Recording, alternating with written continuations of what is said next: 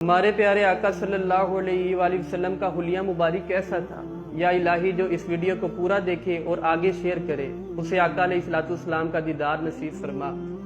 ہمارے پیارے آقا صلی اللہ علیہ وآلہ وسلم کا جو چہرہ مبارک تھا وہ نہ زیادہ لمبا تھا نہ زیادہ گول تھا بلکہ گلائی کی طرف مائل تھا۔ آپ علیہ السلام کا رنگ مبارک بالکل سفید نہیں تھا بلکہ سرخ ہی مائل تھا، سرخ رنگ تھا۔ آپ علیہ السلام کی آنکھیں موٹی موٹی تھی اور آنکھوں کی سفیدی کے اندر سرخ داریاں تھی۔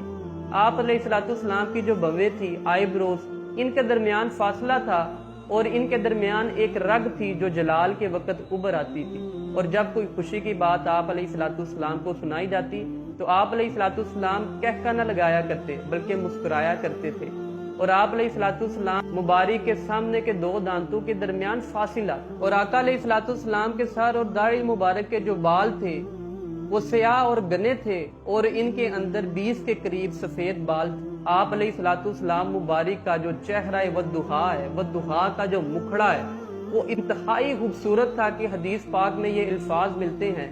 صحابہ فرماتے ہیں کہ ایک اندھیری رات تھی، نبی پاک صلی اللہ علیہ وآلہ وسلم نے سرخ داری دار چادر اوڑی ہوئی تھی، اور اس رات میں چاند یوں تھا جس طرح 14ویں کا چاند ہوتا ہے۔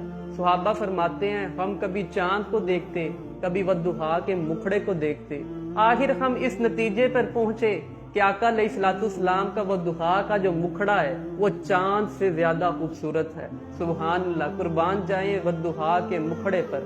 کاش ہمیں بھی نبی پاک صلی اللہ علیہ وآلہ وسلم کے چہرے کی زیارت نصیب ہو جائے، اور جب آپ صلی اللہ علیہ وآلہ وسلم کو پسینہ آتا، مبارک پسینے کی اس قدر اتنی اچھی خوشبو تھی کہ جس رستے سے آپ صلی اللہ علیہ وآلہ وسلم گزر جاتے وہ سارے کا سارا رستہ خوشبودار ہو جاتا۔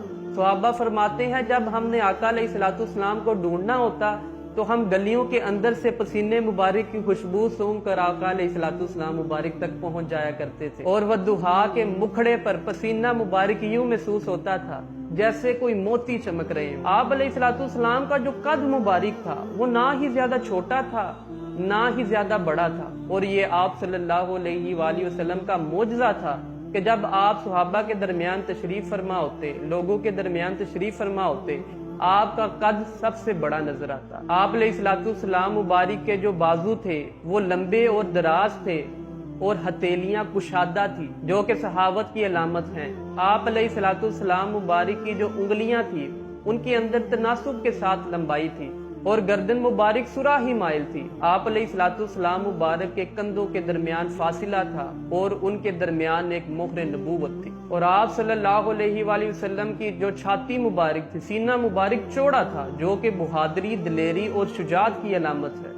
آپ علیہ السلام کے جو جسم کے جوڑ تھے وہ انتہائی مضبوط جوڑ تھے، اور آپ صلی اللہ علیہ وآلہ وسلم کے جو تلوے مبارک تھے وہ کسی قدر گہرے تھے، اور جب آپ صلی اللہ علیہ وآلہ وسلم چلتے تو تھوڑا آگے کی طرف جھک کر چلتے۔ حدیث پاک کے الفاظ ہیں کہ آپ صلی اللہ علیہ وآلہ وسلم اس طرح چلتے جیسے اونچائی سے نیچے اتر رہے ہوں۔ صحابہ فرماتے ہیں کہ جب آپ صلی اللہ علیہ وآلہ وسلم کہیں سے آتے یا کہیں جاتے تو یوں محسوس ہوتا جیسے پورا لشکر آ رہا ہے، اور آقا علیہ السلام مبارک کے مبارک جسم کے اوپر کوئی بال نہیں تھے، صرف سینے سے لے کر ناف تک ایک پتلی بالوں کی لائن تھی، اس کے علاوہ جسم کے اوپر بال نہیں تھے۔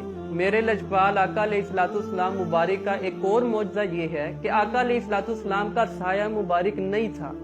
یوں محسوس ہوتا ہے کہ جیسے اللہ تعالیٰ نے آپ علیہ السلام مبارک کو آپ کی چاہت کے مطابق ہی بنایا ہو۔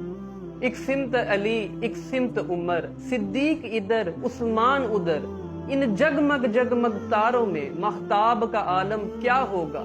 ہر کوئی فدا ہے بن دیکھے تو دیدار کا عالم کیا ہوگا؟ اللہ تعالیٰ سے دعا ہے کہ اللہ تعالیٰ ہمیں اپنے پیارے آقا صلی اللہ علیہ وآلہ وسلم کا دیدار عطا فرمائے، آمین۔